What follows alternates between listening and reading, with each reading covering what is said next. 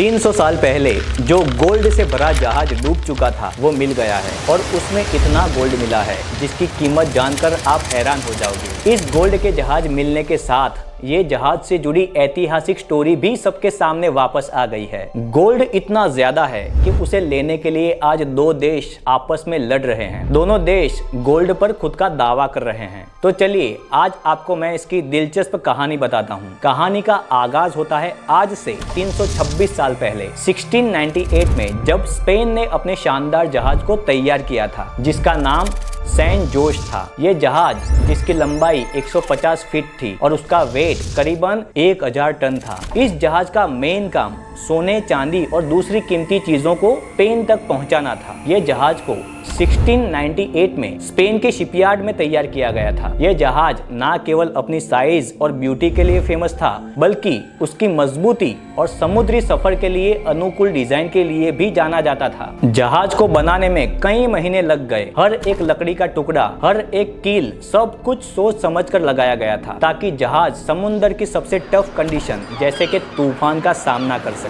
लंबी लंबी दूरी तय करने के लिए इसको बनाया गया था। यह जहाज बहुत बड़ा था जिसमें खाने पीने का बहुत सारा सामान भी रखा जाता था। जब साउथ अमेरिका पर स्पेन का राज हुआ करता था तब वो वहां से कीमती धातुओं और सोना चांदी को कलेक्ट करते थे और अपने देश स्पेन में भेज देते थे। बस यहाँ से ही सोना चांदी इस जहाज में भरे गए। कहा जाता है कि जहाज पर उस समय के 11 मिलियन स्पेनिश डबलून्स जितना गोल्ड था। इसको अगर अभी के हिसाब से डॉलर में कन्वर्ट किया जाए तो तकरीबन होते हैं 17 बिलियन डॉलर। मतलब सोचो कितना ज्यादा सोना होगा। और अगर अभी के हिसाब से अगर रुपीज में कन्वर्ट किया जाए तो होते हैं 1,40,000 करोड़। सोचो इतना सारा गोल्ड एक जहाज में था। इस जर्नी में जहाज पर 600 से 700 लोग भी थे। उसमें ज्यादातर नेवी के लोग थे और सैनिक थे, क्योंकि जहाज गोल्ड से खचोखच भरा हुआ था। इसके साथ साथ जहाज में गोला बारूद, हथियार सब कुछ था ताकि कोई अगर हमला करे तो पलटवार किया जा सके। जहाज में सोना चांदी की इतनी बड़ी मात्रा थी कि जहाज का वेट भी बढ़ चुका था, पर जहाज को ऐसे बनाया गया था कि इतना वेट तो जहाज के लिए कुछ भी नहीं था। फिर आता है वो दिन 1 जून 1708 में सेंट जोस ने अपनी पहली जर्नी शुरू की। जहाज साउथ अमेरिका के कोलंबिया से स्पेन जाने के लिए निकला। जहाज पर सवार सब लोग इतना सारा गोल्ड अपने देश ले जाने की खुशी में बहुत खुश थे। 1708 की एक सुहानी दोपहर को जब ये जहाज कैरेबियन सी में तेजी से जा रहा था तभी दूर कुछ धुंधली सी आकृतियां दिखाई दी। ये ब्रिटिश नौसेना का जहाज था। ब्रिटिश नौसेना को पता चल चुका था कि जहाज में बड़ी मात्रा में गोल्ड है, इसलिए वो लोग इस पर घात लगाए बैठे थे और उस पर हमला करने के लिए बेचैन थे। उनका मकसद था सारा गोल्ड लूट लो। अब टाइम आ चुका था जब दोनों जहाज में बैठे कप्तानों ने एक दूसरे को देख लिया था। स्पेन के जहाज के कप्तान को भी पता चल गया था कि ब्रिटिश जहाज उसके ऊपर हमला करने के लिए और जहाज को लूटने के लिए आया है। इसके कारण कैप्टन ने भी जल्दी से जहाज को युद्ध के लिए तैयार किया, तोपों को रेडी किया और सिपाहियों को भी हथियार दे दिए और युद्ध के लिए तैयार रहने को कह दिया। इधर स्पीड के साथ ब्रिटिश जहाज स्पेनिश जहाज के करीब आ रहा था ताकि पास से हमला किया जा सके और आराम से सारा गोल्ड लूट लिया जा सके। ब्रिटिश जहाज के पास बहुत ज्यादा मात्रा में बेहतर युद्ध सामग्री थी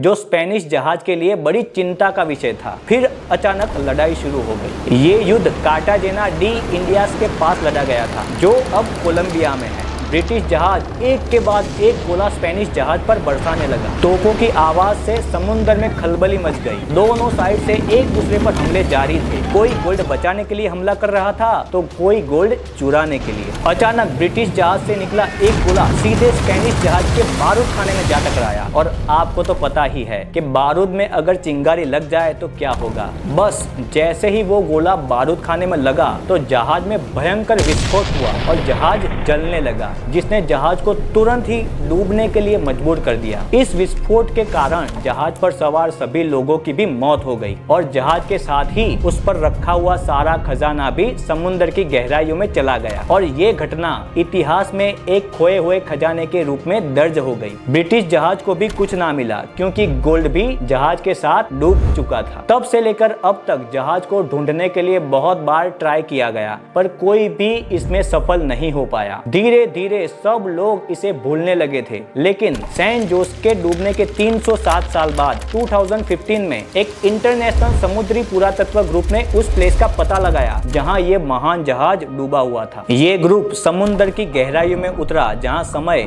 और समुद्री जीवन ने सैन जोस को अपनी आगोश में समेट रखा था। सैन जोस जहाज का मलबा लगभग 600 मीटर यानी 2000 फीट की गहराई में पाया गया था। ये गहराई इसे निकालने की प्रोसेस को काफी टफ और टेक्निकल रूप से चैलेंजिंग बनाती है। उन्होंने सोनार टेक्नोलॉजी और अंडर वाटर ड्रोन्स का इस्तेमाल करते हुए जहाज के मलबे का पता लगाया। जब उन्होंने जहाज का मलबा देखा तो उनका उत्साहित होना लाजमी था। मलबा सोने और चांदी से भरा हुआ था जो समुद्री जीव जंतुओं और घास फूस से ढका पड़ा था। धीरे धीरे उन्होंने संभाल कर कीमती चीजों को बाहर निकालना शुरू किया। हर एक सोने की ईंट, हर एक चांदी का सिक्का जो समय के साथ समुद्र के पानी में चमक खोए बिना बची हुई थी, सब कुछ संभाल कर निकाला गया। पर बात यहाँ खत्म नहीं हुई थी। इसके मिलने के साथ एक और बड़ी बहस शुरू हो गई। जब 2015 में कोलंबियाई सरकार ने इस खजाने के मलबे को खोजने की घोषणा की तो खजाने की मालिकी को लेकर एक बड़ी बहस खड़ी हो गई। कोलंबियाई सरकार का दावा है कि जहाज उनकी जल सीमा के अंदर डूबा था, इसीलिए इसका सारा खजाना उनकी संपत्ति है। दूसरी ओर स्पेन का कहना है कि ये जहाज उनका था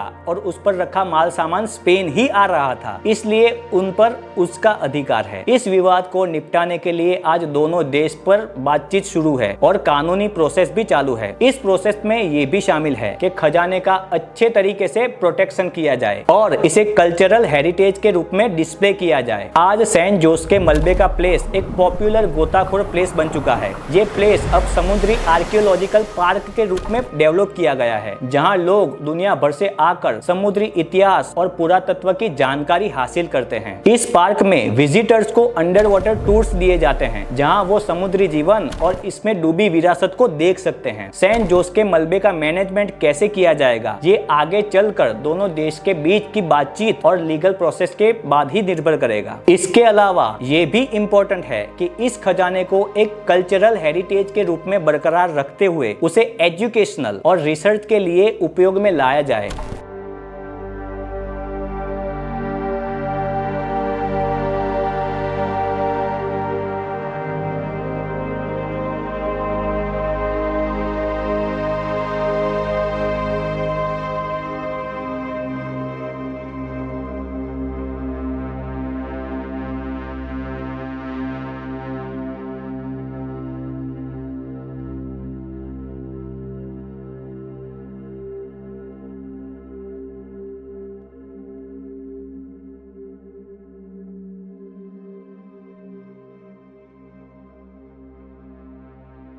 आपको ये स्टोरी कैसी लगी? अच्छी लगी हो तो वीडियो को लाइक करना, चैनल को सब्सक्राइब करना ताकि मैं नया वीडियो डालूं तो उसका नोटिफिकेशन आप तक पहुंच जाए। Thank you.